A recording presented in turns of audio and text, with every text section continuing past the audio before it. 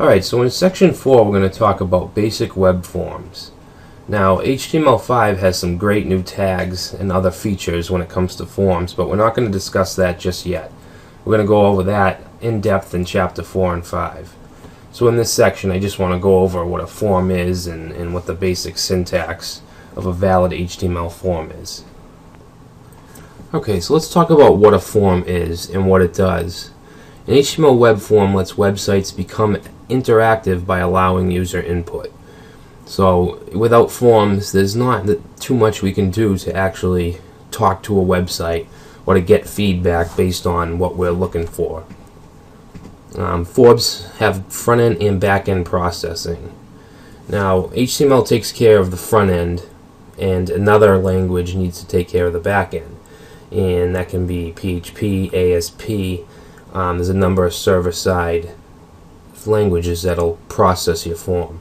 HTML is used for a presentation only, an input only. It doesn't actually process the form. Now forms include a series of HTML input tags and other elements. There's the text area tag, the select tag, the label tag, and we're going to go over those in this section. So we have the form tag, and like I said, it wraps around the entire form and all its elements. And the common attributes for a form tag would be the action. This would be an attribute of the form tag. It specifies the page or the script that would process the form, and this would be done on the server side. This wouldn't be HTML.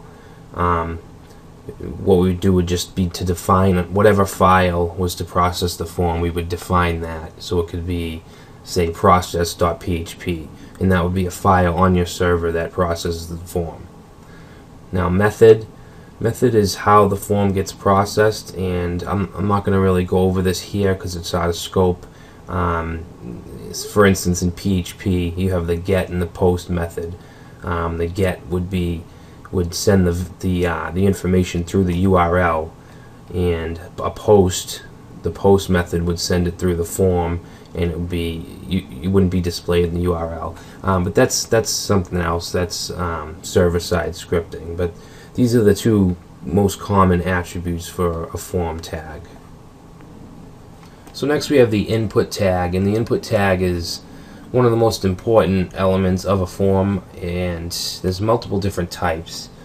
The first attribute we have here is type, and that could be text, password, it could be a checkbox, radio button, submit button. There's multiple different types of input tags. Now the next attribute we have here is one that would probably show up on all of the fields if the form was going to be processed somewhere else. If it was going to be processed with PHP, it would have a name, and that name is how you would identify that element in the script that it gets processed in. So, and it can also be used in client side. It can be used with JavaScript, validation. It can be used for numerous things. Next we have the size, which will specify the width of the input field, usually a text field. It would define the width in characters. So if you wanted it 50 characters long, the attribute would be size 50. The max would be the maximum amount of characters allowed, and you can set this to 1 to whatever, 500.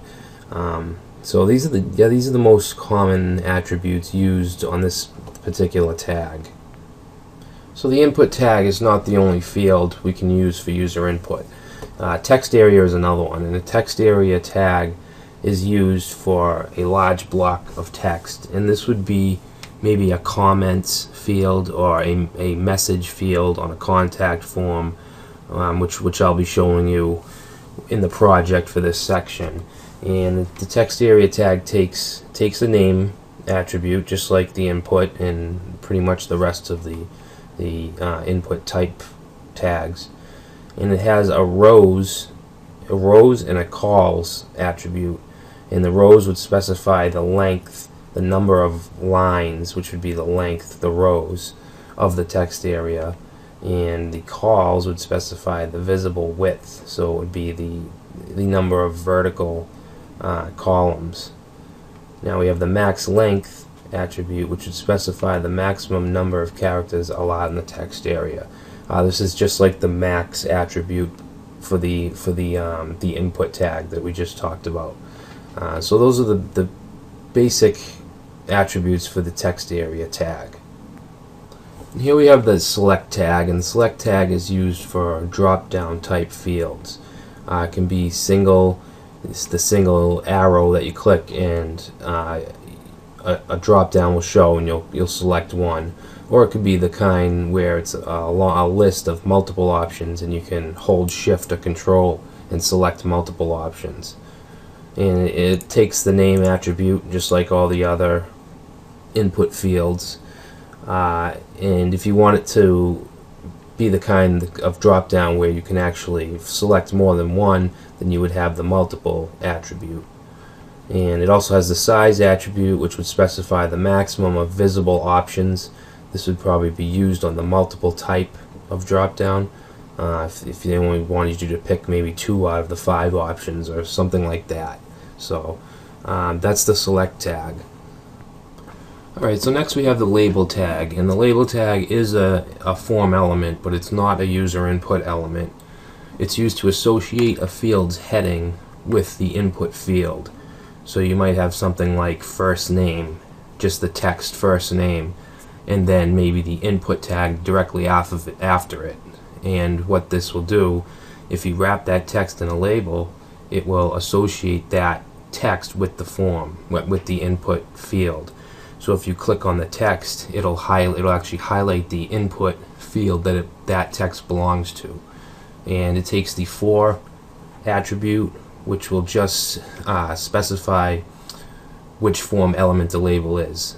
And this would match up with the input element's name attribute. The last form related element we're going to talk about is the field set tag, and it's used to group together different input fields. Here we have an example. You'll see we have the name field set. This is just the field set open tag, and then you'd have the input fields, and then you'd close it.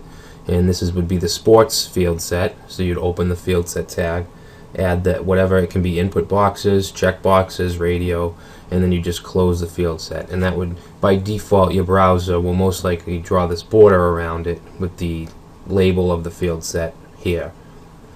And as far as attributes, we have the name, just like any other form field.